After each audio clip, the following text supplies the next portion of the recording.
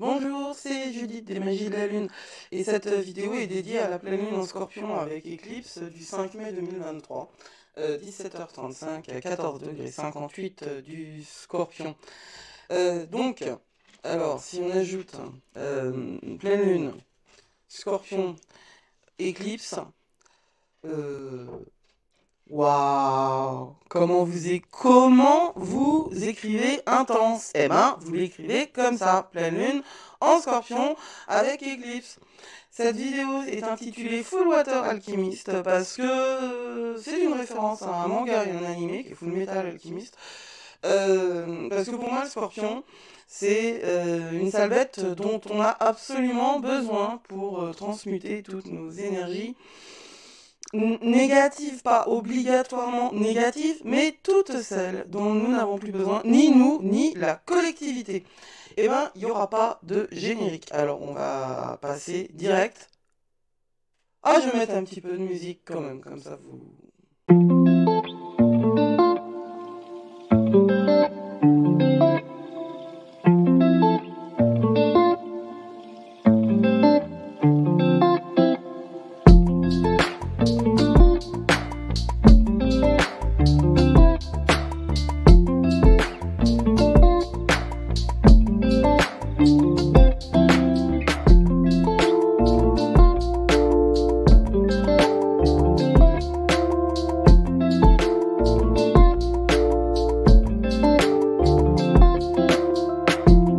Ok, donc, sacré éclipse que nous allons voir.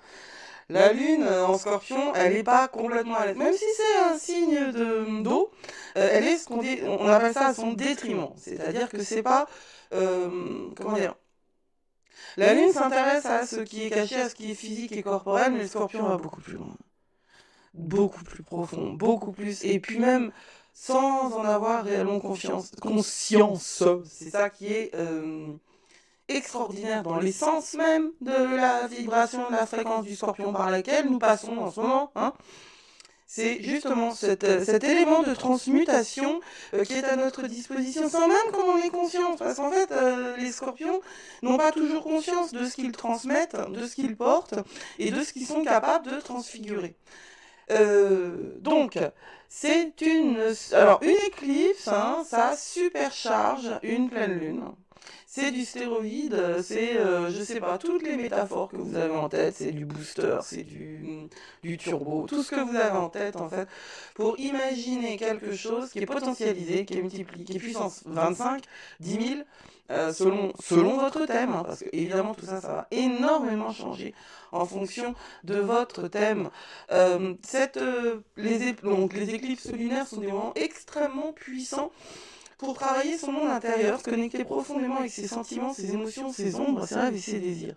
Alors, si vous êtes à un certain niveau de votre évolution spirituelle et énergétique, vous allez avoir besoin de poser l'intention de travailler tout ça. Si vous avez déjà bossé, si vous vous êtes déjà aligné, si vous faites le job depuis un certain temps, genre depuis 2020, le truc il sera tout seul, hein. Vous allez vous connecter tout seul, c'est votre monde intérieur qui va travailler tout seul. Alors, ne soyez pas en autopilote dans la spiritualité comme vous étiez en autopilote dans la 3D.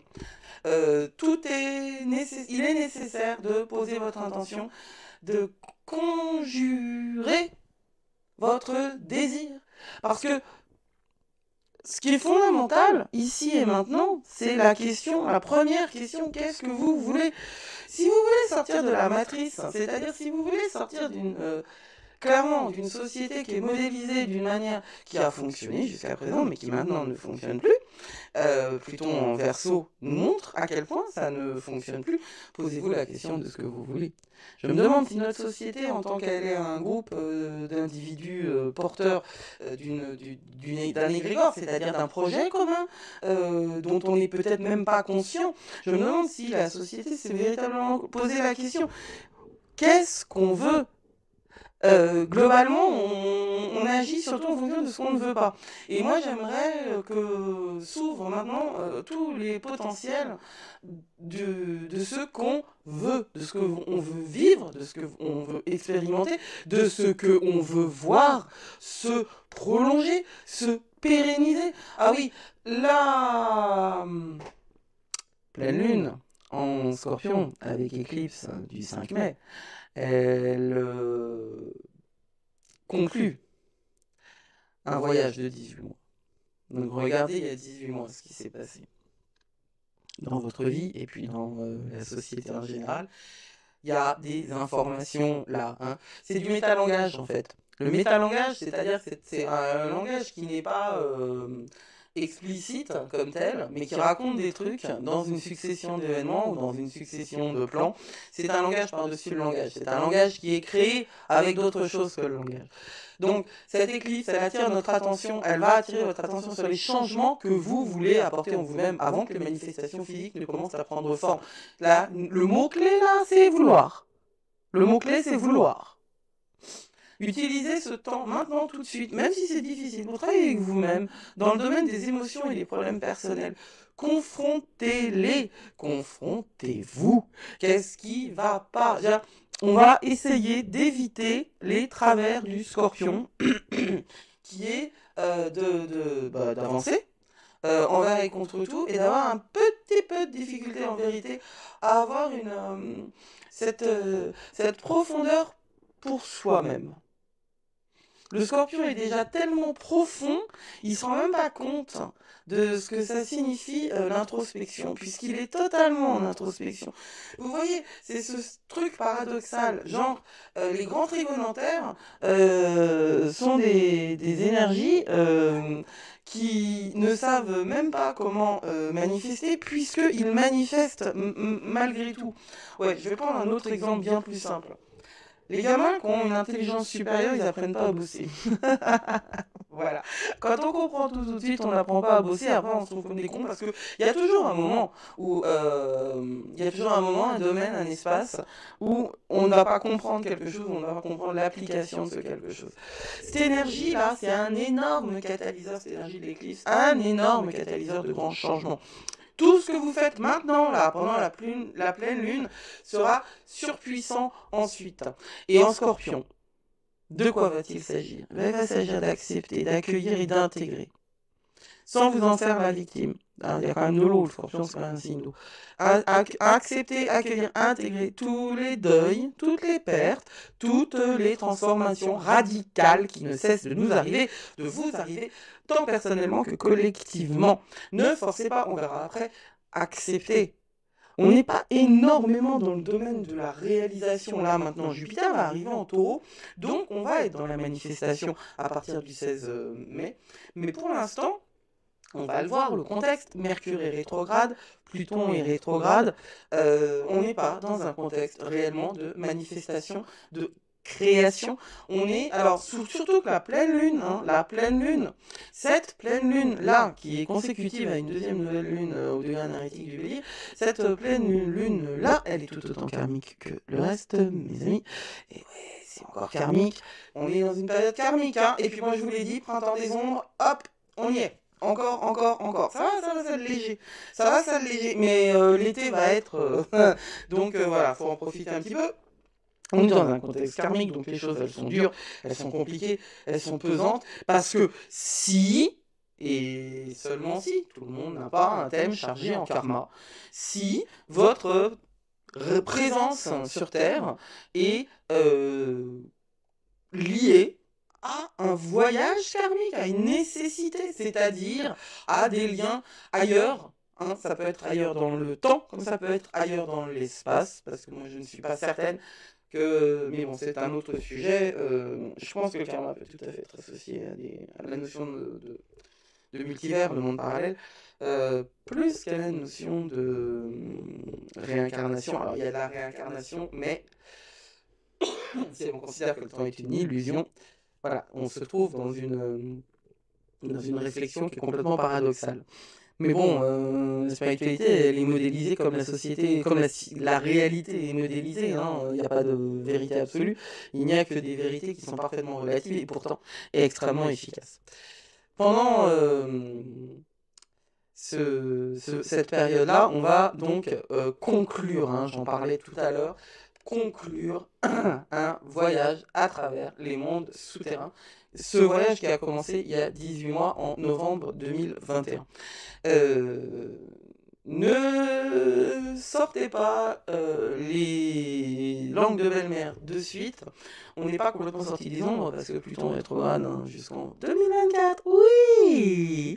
C'est vrai que le vrai passage de Pluton en Verseau, c'est 2024. Je l'ai déjà dit, octobre 2024. Ce qu'on va vivre entre maintenant et octobre 2024, c'est ce qu'on a déjà vécu, c'est-à-dire une petite présentation, un teaser, on va dire, une bande-annonce de ce qui va se passer dans les 20 ans qui viennent, et ce qu'on va devoir subir, parce que Pluton va retourner dans le degré énergétique du Capricorne, ce qu'on va devoir resubir, c'est la réaction, en fait, de la réalité qu'on connaît face à la réalité qu'on va connaître. Il y aura une friction, vous la voyez dehors, vous la voyez, cette incompréhension, cette incapacité de se faire entendre par des structures qui sont et clairement dans le degré énergétique du Capricorne, pour ce qui est de la politique française, clairement, alors que tout le monde veut bouger, quoi. Mais là, voilà, ce qui se passe en termes de démocratie en France, c'est quelque chose qu'on va devoir dépasser collectivement, et qui sera obligatoirement dépassé, mais très honnêtement, je ne vois pas trop comment ce sera réellement dépassé avant octobre 2024. Quoi qu'il en soit, il y a un premier voyage en fait à travers le monde souterrain qui va se terminer. Parce qu'en 2021, en novembre 2021, il y avait aussi évidemment une série d'éclippes sur l'axe Scorpion-Taureau. Et ça nous avait, tant individuellement que collectivement, poussé à rencontrer en fait nos besoins qui restent haletants, qui restent affamés, des besoins qu'on ne nourrit pas, qu'on ne reconnaît pas dans les domaines de l'intimité, de la compréhension, la connexion, la santé physique, la sécurité matérielle. Et ça, c'est des trucs qui se rencontrent maintenant. Vous pouvez rencontrer des problèmes de santé maintenant, réellement, surtout si vous êtes proche de l'axe Scorpion-Taureau, surtout si vous faites aussi partie de cette génération de Chiron en Bélier. Parce que, vous savez, les cercles concentriques, les ricochets, toutes ces choses, toutes ces vibrations qui sont activées font résonner d'autres vibrations d'une autre manière. Je pense vraiment que l'astrologie est une musique. Quand je parle de musique des sphères, c'est une référence évidemment à l'Antiquité. Mais moi, je pense que l'astrologie est une musique au sens où chaque planète joue un air sur un air, et non pas en tant que mélodie, mais en tant que fréquence, active une certaine fréquence.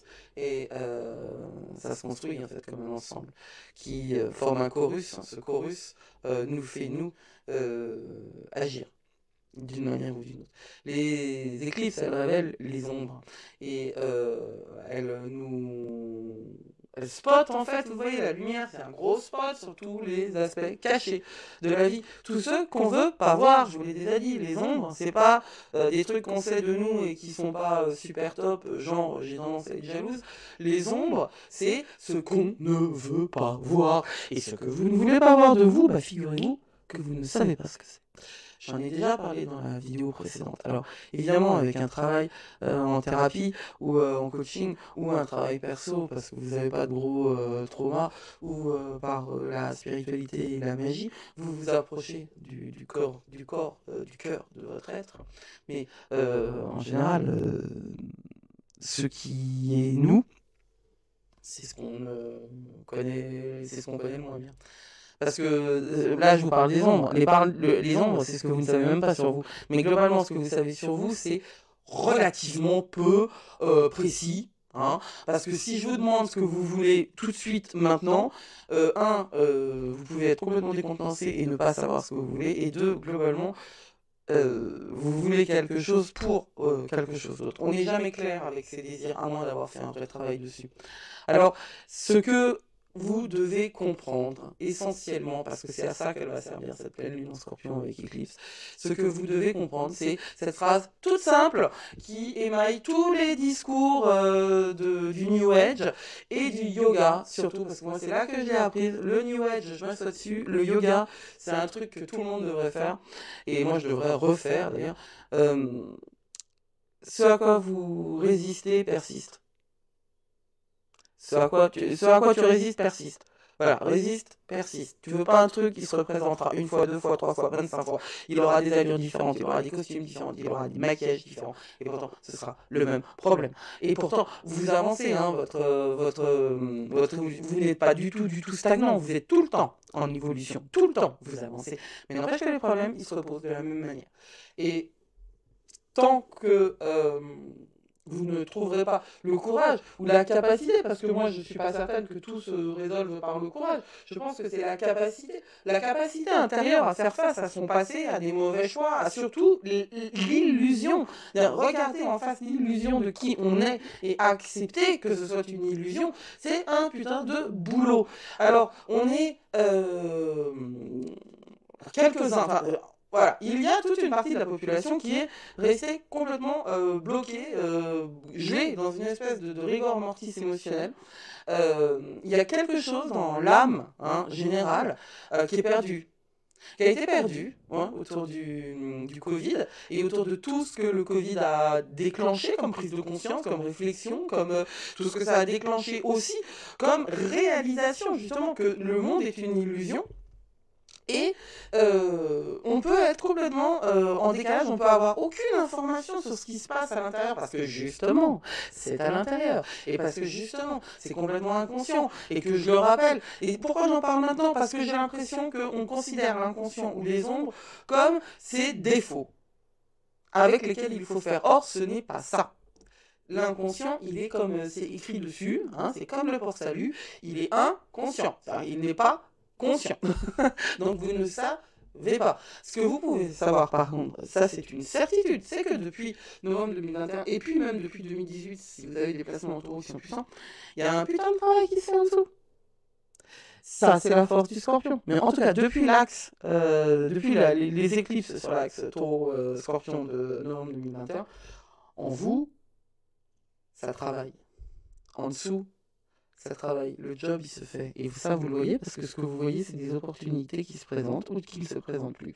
Ce que vous voyez c'est des gens avec qui vous avez des contacts ou que vous n'en avez plus. Parce que d'un seul coup, la chose devient inexistante. Inexistante. En vous, l'alchimie interne, elle se fait depuis tout ce temps-là. Et c'est en train de germer tranquillement. Ça va étendre ça va étendre en fait ses racines, c'est le système radicalaire, ouais, qui va vous permettre par capillarité de capter en fait tout ce qu'il y a autour de vous parce que vous êtes en expansion. L'axe taureau-scorpion va nous parler d'expansion, d'expansion concrète et matérielle. Mais ça a travaillé de manière concrète, matérielle, sauf que c'est à votre insu. Et pourtant, ça a travaillé. Et vous avez gagné de la force. À partir vous avez gagné de la force. Cette année-là, 2023, c'est une année de transition où nous sommes en train de tout rattraper, nos forces, tout récupérer. Parce que nous ne sommes pas les mêmes qu'il y a 1 an et demi, 3 ans, 20 ans. Enfin voilà, nous ne sommes pas les mêmes.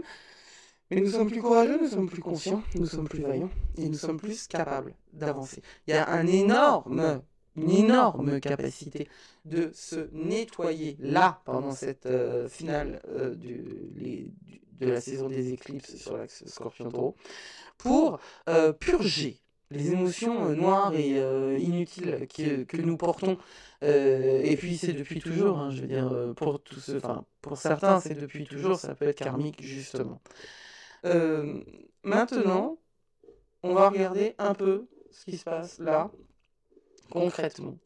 Et on va parce que là, moi, ce que je vous racontais là, c'est l'histoire générale de la chose. Maintenant, on va voir les acteurs. Alors, les acteurs, c'est la lune et le soleil. Le soleil, il est ici, mais en fait, il n'est pas ici, il est là. parce qu'il est exactement en face, 14h58, oui. Le Soleil est en face de la Lune, parce que c'est une pleine Lune. On est d'accord là-dessus, tout le monde est d'accord. Ce qu'il faut voir aussi, c'est qu'il y a une conjonction entre le Soleil et Uranus. Alors c'est une conjonction à 3 degrés, mais c'est une conjonction quand même. Et la conjonction du Soleil et Uranus fait que la Lune en Scorpion est directement opposée à Uranus en Taureau. Donc, il y a une purge de la stagnation, parce que l'un des dangers du Scorpion et du Taureau, c'est la stagnation. Ce sont des signes fixes, donc des énergies fixes. Voilà, ça va purger la stagnation par l'électricité. Genre, la dernière fois, c'était un tremblement de terre en Turquie. Qu'est-ce que ça va donner, ça? La conjonction du Soleil et d'Uranus en Taureau qui éclaire la Lune en Scorpion, avec d'autres toutes petites choses, toutes mignonnes, parce que Pluton et Mercure sont rétrogrades. Peut-être, encore une fois, un tremblement de terre, un tsunami, je ne sais pas. Moi, j'arrive pas à repérer ces choses-là. Mais personnellement, individuellement, en tout cas, s'il y a Uranus, c'est de l'électricité, c'est un coup de tonnerre, un éclair, c'est quelque chose de vous qui va, grâce à Uranus, de cette graine dont je parlais, de ces racines dont je parlais, qui sont profondément enfouies, grâce à Uranus, ça va sortir. S'il va y avoir une traversée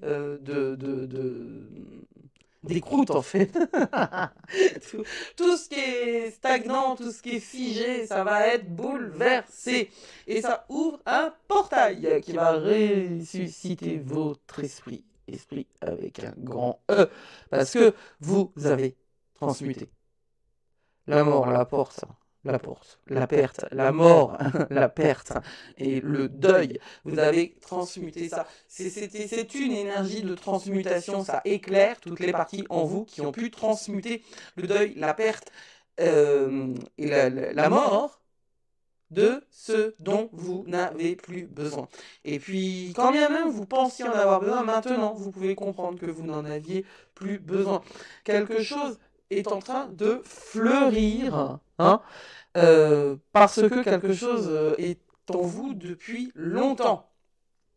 C'est vraiment un truc super puissant et super important que cette pleine lune en Scorpion. Qu'est-ce que je voulais vous dire d'autre sur cette pleine lune? On va voir les angles, donc on a l'opposition. Le Soleil est conjoint à Uranus. Et on a Vénus qui nous propose en plus un sextile à Jupiter. Vénus qui est en Gémeaux ici, qui va passer en Cancer incessamment. Et qui nous propose un sextile à Jupiter qui est en Bélier. Donc, tout ce dont je viens de parler va être porté. Vous voyez, le fond, tout ce dont je viens de vous parler, imaginez que c'est une mélodie ou que c'est une scène qui est peinte, et bien le paysage derrière ou l'ambiance générale qui est donnée par le rythme, si on se réfère à un orchestre, ou le paysage derrière, si on se réfère à une œuvre d'art, et serait différente selon le contexte. En l'occurrence, le sextile entre Vénus et Jupiter, c'est quelque chose de super créatif, super positif dans les relations et dans l'expansion. Donc votre fleur, elle va pouvoir pousser réellement d'une manière positive parce que cet angle-là, il est super cool. Mars est sextile à Uranus, donc Mars est en Cancer. En Cancer, Mars, c'est le protecteur. C'est un guerrier, mais c'est un guerrier qui va protéger votre intimité et qui va vous permettre de poser des limites, d'une manière claire. Et comme Mars est sextile à Uranus, c'est aussi cette même énergie de créativité qui va vous permettre de trouver des manières différentes, inédites, de poser vos limites. Nous sommes dans une nouvelle perspective, dans un nouveau monde, les amis. Nous sommes dans un nouveau monde. Bah pour finir, pour finir avec cette image-là, j'avais oublié de vous dire que la pleine lune en Scorpion, elle est aussi appelée Wesak, c'est-à-dire la lune du Bouddha, parce qu'il semblerait que ce soit sous cet éclairage-là que Bouddha ait accédé à l'illumination. Et vous avez la possibilité ici, grâce à tout ce dont on vient de parler, et puis Uranus qui est en jeu, et puis le sextile Mars, Vénus, Jupiter et Mars, Uranus, je crois, ouais, qui sont là pour vous aider à trouver la, les clapets entre l'ombre et la lumière, justement. C'est une full water alchimiste, full moon.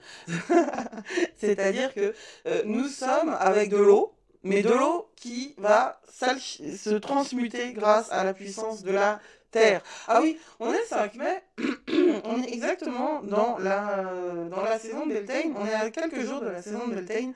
Beltane, c'est une fête de la fertilité, et puis surtout Beltane, c'est l'inverse de Samhain. Le 1er mai, nous ici c'était Beltane, dans l'hémisphère nord, dans l'hémisphère sud c'est Samhain. C'est-à-dire la fête pardon, des mondes souterrains, le moment où le voile est le plus fin. Et ce qui est intéressant, c'est que Beltane est fêté entre le 30 avril et le 1er mai, et le 30 avril, c'est la veille pour Gisnart, qui est pour le monde germain, une fête associée à la puissance des sorcières, la nuit d'Alpurgis, c'est-à-dire que ce sont des moments où, traditionnellement, on sait que le voile est fin. C'est-à-dire que ces mondes qui ne nous sont pas accessibles par nos sens, par les sens de nos incarnations, mais qui sont pourtant là, ces mondes sont tout autour de nous plus faciles. En tout cas, nous avons plus de possibilités d'y accéder, plus facile d'accès. Ils sont toujours au même endroit. Il n'y a pas de transformation, il n'y a pas de transport matériel, c'est-à-dire les mondes, ils sont pas... on n'est pas dans une relation géographique au monde des énergies subtiles. C'est juste nous qui avons nos capteurs plus ou moins activés en fonction des périodes. Alors, Beltane, c'est la fertilité, Samhain, c'est la mort. Hein.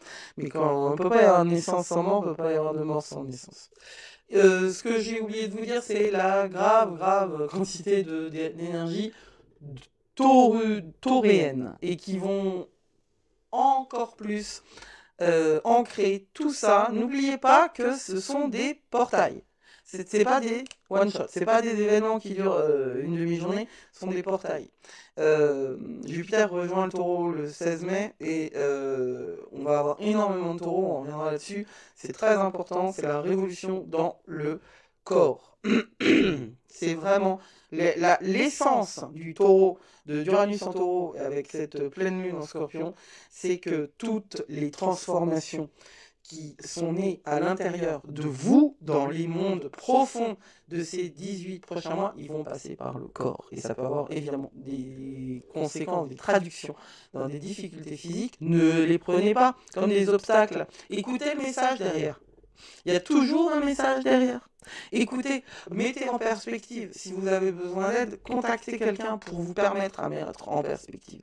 Et si je parle de corps, justement, je parle du corps comme il pourra vous apporter du calme et de la paix dans votre esprit. Yoga, méditation, randonnée, marche, activité qui vous fait sortir de votre tête et qui vous fait entrer dans votre corps.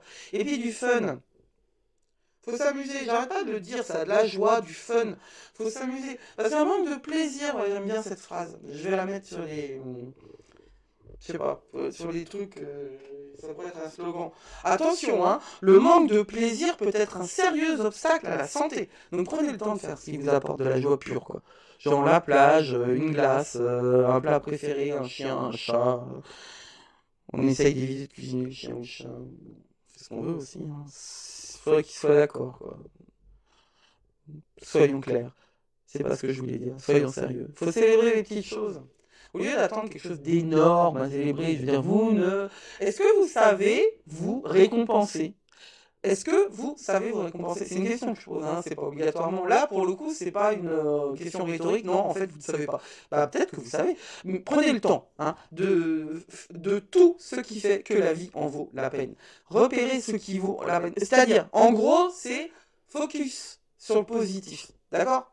Déjà, Pluton rétrograde nous demandait d'aller regarder à l'horizon, parce que c'est un peu lourd tout ça quand même. Et cette pleine lune en Scorpion, c'est pareil. Focus sur le positif. Ils sont pas obligatoirement hyper positifs, les Scorpions. L'énergie positive, Scorpion, elle n'est pas obligatoirement hyper positive. Faites quelque chose pour vous. Souvent, on est pris dans les besoins et les désirs de ceux qui nous entourent. Et on oublie l'importance de nous-mêmes et on ne sait même pas ce qu'on veut, je l'ai déjà dit tout à l'heure. Qu'est-ce que vous voulez? Prenez du temps et sentez votre âme et sentez ce qu'elle désire. Et puis gardez les yeux ouverts.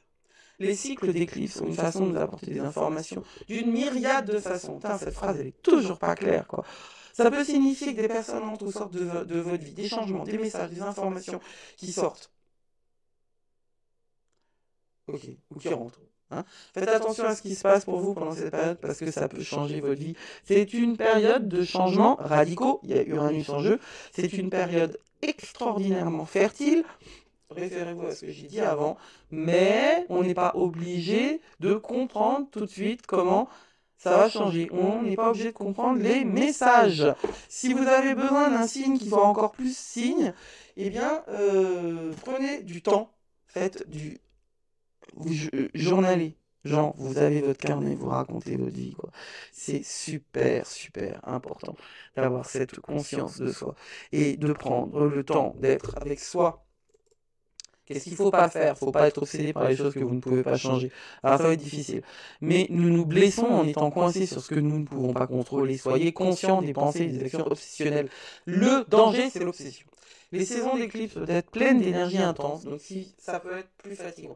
Assurez-vous que votre énergie n'est pas dépensée que pour ce qui en vaut la peine et reposez-vous, et ça c'est écrit en majuscule parce que reposez-vous.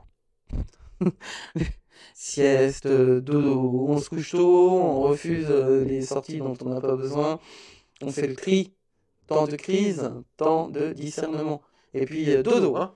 Alors, ce qu'il ne faut pas faire non plus, c'est forcer les choses. C'est pas le moment, encore une fois. Il ne faut pas forcer, tu vois bien que ça ne marche pas, pourquoi tu forces? C'est pas le moment d'y aller avec les dents. Si vous devez forcer, oubliez. Il y a autre chose qui se présente et vous ne le voyez pas. Écoutez bien ça c'est fondamental. C'est peut-être la phrase la plus fondamentale de la vidéo. Si vous devez forcer, oubliez. Il y a autre chose qui se présente que vous ne voyez pas. Alors maintenant, je vais vous laisser avec les affirmations pour cette pleine lune en Scorpion, avec éclipse lunaire. Vous prenez le temps, vous mettez en pause, vous prenez le temps de les formuler grâce à la musique, et puis on va revenir sur chaque phrase après.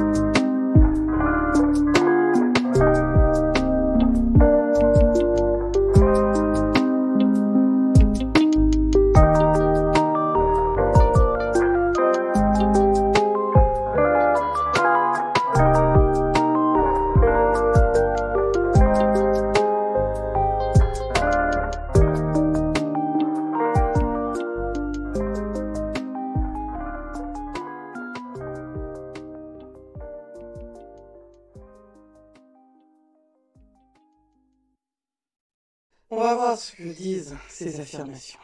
Je suis ouvert au changement à venir. Il s'agit évidemment d'accepter la transformation. J'embrasse les nouveaux départs qui arrivent à moi. Là aussi, il s'agit d'accepter, et plus que ça, en fait, de rentrer à l'intérieur d'un nouveau process. Je libère tout ce qui ne sert plus à mon plus grand bien. Le plus grand bien, c'est la version à l'octave supérieure de ce que vous êtes maintenant. Le plus grand bien, c'est tout ce qui est vous dans sa dimension la plus complète. J'aime pas l'idée d'une meilleure version de vous-même parce que ça signifierait que vous êtes une pas bonne version de vous-même là maintenant. Vous êtes la version de vous-même que vous pouvez être. Mais vous pouvez avoir en tête qu'il y a quelque chose en vous où les potentiels sont plus ouverts, sont plus alignés également avec autre chose. Le plus grand bien, c'est ce qui va servir votre véritable volonté, celle que vous avez décryptée en vous posant la question de ce que vous voulez, et celle qui n'est pas en fait drivée par l'ego. Mars est drivé par l'ego, Pluton est drivé par quelque chose de plus transcendantal. J'ai abandonné les partenariats qui ne sont plus en alignement avec ma vérité. Ça aussi, c'est une affirmation à laquelle il faut apporter toute notre attention parce que on peut penser en fait que quand quelqu'un s'en va, même si c'est pas votre désir, c'est la plus belle chose qui puisse vous arriver. Et il faut intégrer ce changement en le formulant. J'ai abandonné. Voilà, c'est une action, c'est vous. Ça vient de vous. Parce qu'en fait, votre énergie ne matche plus avec l'énergie de la personne. Donc c'est aussi pour ça que les choses se passent. J'ouvre mon cœur au changement qui est en alignement avec mon plus grand bien. C'est la même chose que le départ, mais ça rappelle, après justement avoir accepté le deuil de la perte et de la transformation, on rajoute une phrase, une couche sur l'ouverture du cœur au changement. Vénus, sextile Jupiter, le cœur. L'amour, l'abondance et la joie viennent à moi naturellement, ça ne fait jamais de mal.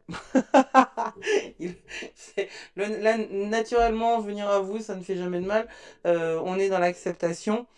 En tout cas, ça vient, et puis vous prendrez, vous capterez, vous garderez ce qui vous fera du bien. Je suis transformé. Scorpion. Je suis vivant. Je suis puissant. En moi, le plomb de la culpabilité s'est transmuté en or de la liberté. Et cette phrase-là aussi, elle est vraiment importante parce que c'est ça, la puissance du scorpion. C'est la transmutation. Il y a quelque chose de très tendance, il y a une tendance réelle dans l'énergie scorpion à prendre la culpabilité et à la transformer en victimisation. Parce que ça, c'est un truc de l'eau. Hein. C'est les mauvaises vibes, c'est les basses vibrations des signes d'eau. Vous savez, chaque élément a des basses vibrations et c'est pas pire l'eau que la terre, etc. On a tous ces dimensions-là. Mais la culpabilité, c'est un truc dont nous n'avons plus besoin. Vous avez besoin de passer par la culpabilité pour réaliser que vous avez agi dans quelque chose. C'est une question. On est obligé d'en passer par là parce que sinon on est en autopilote. Mais la culpabilité, elle va avec la victimisation. Hein. Coupable et victime, c'est des rôles, c'est des modélisations. Si vous voulez arrêter de vous planter, il faut arrêter une trilogie qui fonctionne avec la peur, le trauma, la victime. Quand quelque chose bloque, c'est que vous avez peur. Si vous avez peur, c'est que vous avez été traumatisé. Si vous êtes encore dans une position de traumatisé, c'est parce que vous n'avez pas quitté la position de victime. Et pourtant, il y a des victimes, évidemment, puisqu'il y a des coupables, évidemment, puisqu'il y a des agresseurs. Mais, énergétiquement, c'est une autre narration que nous devons vivre pour pouvoir transmuter, justement, l'or, le plomb, la culpabilité qui vous empêche d'avancer, en or. Parce que l'or, c'est cool. Voilà. C'était Judith pour les magies de la Lune. Je vous ai proposé cette vidéo sur la pleine Lune en Scorpion avec éclipse. N'hésitez pas à commenter, à vous abonner, à partager, à liker. Et la prochaine vidéo sera... Je ne sais plus sur quoi. Mais je ne fais plus les chroniques cosmiques hebdomadaires. Je change de format. Je vous souhaite une très très très très très très très belle pleine lune en Scorpion. Blessed be.